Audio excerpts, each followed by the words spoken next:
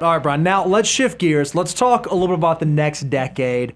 Let's talk about the 40s, because in the 40s, a lot of stuff can happen. I don't want to say necessarily it's a turning point, but I think realistically for a lot of folks, it is a turning point. It's the point where you say, uh-oh, or phew. One of those two things. Yeah, it's definitely, if you've actually been practicing this, you've been a financial mutant for several decades now, this is where you actually might get to take your foot off the accelerator and actually look and enjoy and start to feel like you're getting into step 8 of the abundance goals and prepaid future expenses of the financial order of operations. But I do think there's a lot of people who get in their 40s and they're still that rudderless ship. And this is the point. I'm just, there's no way to say it. No pain, no gain in this decade, because you've got to play catch up. You've got to figure out where your direction, your purpose, and I also see this is the stage where decisions that in the moment might feel okay could be extremely just detrimental to your future, not only emotionally, but also financially, because we know for a fact that there's a lot of divorces that occur in your 40s. And divorces, because it doesn't just happen when you announce or you and your spouse decide that you're getting divorced. It builds up on the 2 years even before.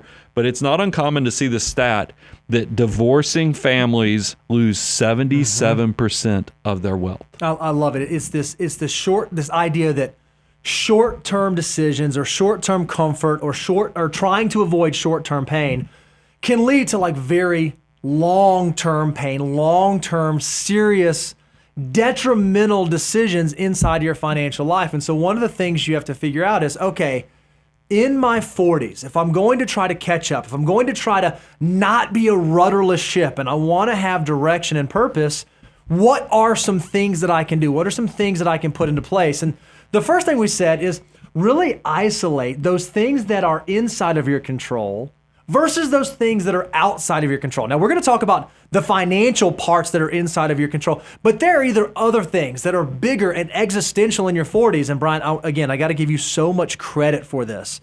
You said, Bo, everyone has this. There is a voice inside your head that lives there. Yep. And that voice is either going to be an optimist or a pessimist, and you get to choose it. No matter what situation you're facing, no matter what life thing you're walking through, you have to figure out, are you letting negative thoughts into your mind that cause you to devolve and spiral, or are you figuring out how to turn those negative thoughts into positive thoughts that allow you to move forward? Controlling that voice in your head is one of the things that you can control. And if you ignore it and don't pay attention or worry, it will force you to continue to be a rudderless ship in your 40s. Yeah, and that's why, I want you to get that voice under control and hopefully have the pep talk to turn it into an optimist. It is a time when, that's what I like about isolating getting away from all the noise and thinking about exactly what can you control. And there's really two components that are going to help you out in your wealth building journey. How do you spend less money so that you can play catch up? Or how do you go out there and make more money? Because spending less money is going to have limits. Sure, you're only going to be able to have a family. Yeah, you're going to have things. So then, but you know what? Making more money can actually be limitless if you really put your mind to it, if you get creative on the processes. I know it's so much easier said than done,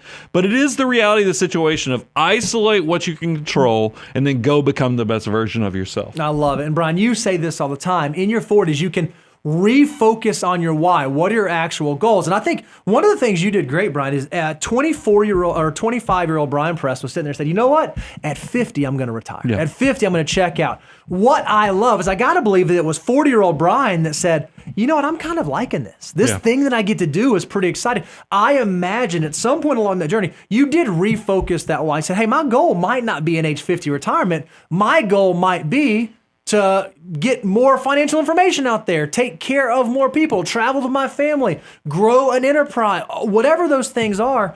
In your 40s, if you can refocus that why and make sure the decisions you're making are aligned to that why, it's a much better chance you're not going to be the rudderless ship, but you will be a ship on course towards a specific destination. Yeah, I've talked about this a lot. Money's just a tool. There's a lot of things that we do in life that I think a lot of people are going after a false promise financially, meaning they think if I get to $1 million, my life's going to be so much easier. If it's $2 million, That's just not the way money and success have traditionally worked as I've gotten there and experienced things and even helped clients with it. So you better really spend some time on the exercise of knowing what's your why. What does that begin with the end in mind, and the fact that what does my best retirement look like? What will I be doing? Not just financially, but also just so I wake up every morning and feel like I have purpose and that I'm actually making the world a little bit better. Spend some exercises on that. How are you going to pay for college for the kids?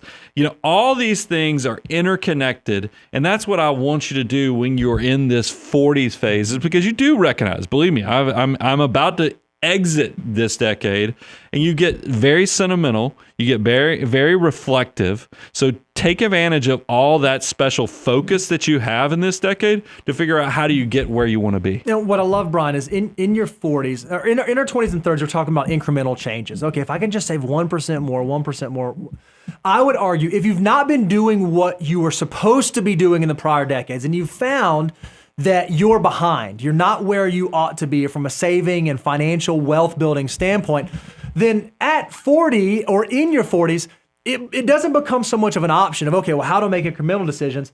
It's kind of like, how do I fix this? How do I right this ship? Because if you can do that in your 40s, reaching a 25% savings rate can still do remarkable things for you over the next 20 to 30 years.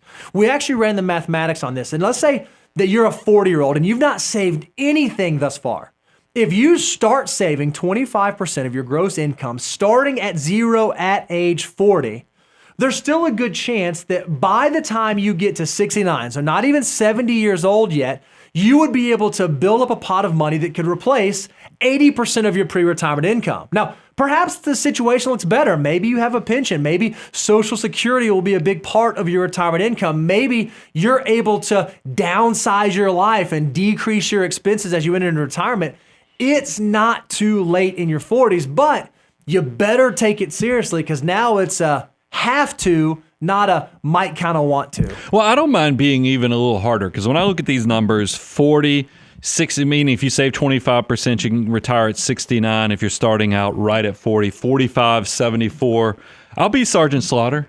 I'll be the one that tells you and looks you in the eyes and says, look, if you don't like these numbers, if they scare you, save more, invest more. Yep. What's wrong with, I know it's because look, you got to make some hard decisions while you still have decades in the future, because if you keep letting time slip through your hands, the opportunity and the option to fix this and isolate what you can control is going to leave you behind. So let's figure out, hey, wake up call. How do you actually focus on the discipline of creating margin and money in your life so you still have decades of time to let this money grow upon itself? Maybe you need to be saving 30, 40. Do what you have to do. Do the heavy decision today so you have the better tomorrow in the future.